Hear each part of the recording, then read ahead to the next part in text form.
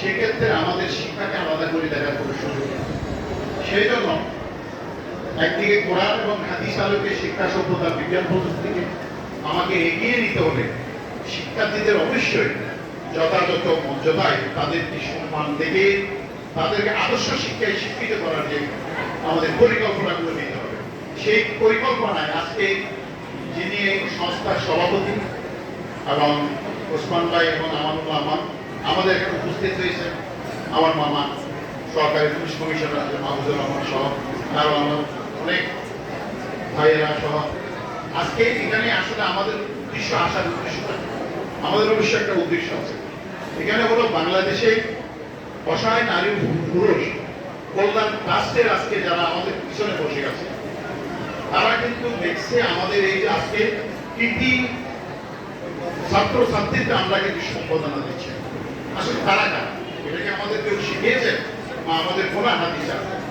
আসলে যেখানে আরো যারা লেখাপড়া করে তাদেরকে যদি আমরা মূল্যায়ন করতে ব্যর্থ হই তারা ভবিষ্যতে আগাম প্রজন্মগুলো উঠে আসবে না।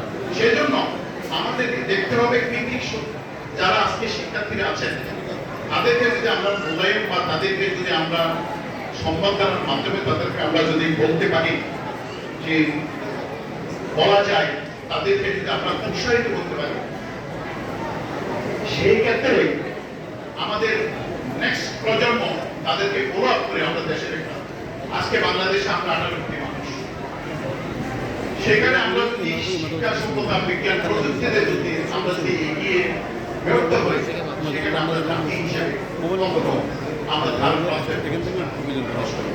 কারণ আমরা জানি একটা ছোট্ট ভাষায় সংস্থা ভাষায় শিক্ষা জাতির মেরুদণ্ড। আসলে শিক্ষক হচ্ছে শিক্ষার মেরুদণ্ড। কারণ শিক্ষার যদি শিক্ষকরা যদি ভালো শিক্ষায় যদি আমাদেরকে যদি তারা সুশিক্ষিত করতে না পারে তাহলে আমরা কখনোই জাতি হিসেবে আদর্শ জাতি হিসেবে প্রতিষ্ঠিত করা আমাদের জন্য কঠিন হয়ে দাঁড়াবে।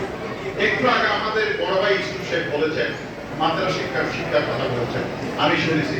আজকে সকালে আমার সাথে আমাদের এখানে একসাথে খাগিনা ছিল, আমি 9টায় অ্যারাবিয়ান লিডারশিপ মাদ্রাসা আজকে প্রায় 700 শিক্ষার্থীর মধ্যে আমি সকালে গিয়ে প্রোগ্রামটা করেছি। এখানে তো সকালে এটা করে আবার অফিস থেকে আবার মিটিং থেকে আবার এখানে আসে। আমরা চেষ্টা করি।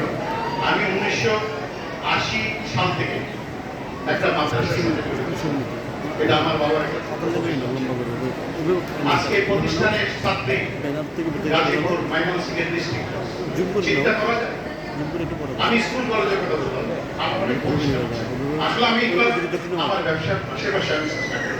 কারণ বাংলাদেশে আমাদের যেখানে সরকারি কর্মচারী আছে মাত্র 22 থেকে 25 লাখ, আর বাংলাদেশে কিন্তু প্রাইভেট সেক্টরে 4.5 কোটি কর্মসংস্থান রয়েছে, যেটা রুজি রোজগারের কর্মসংস্থান।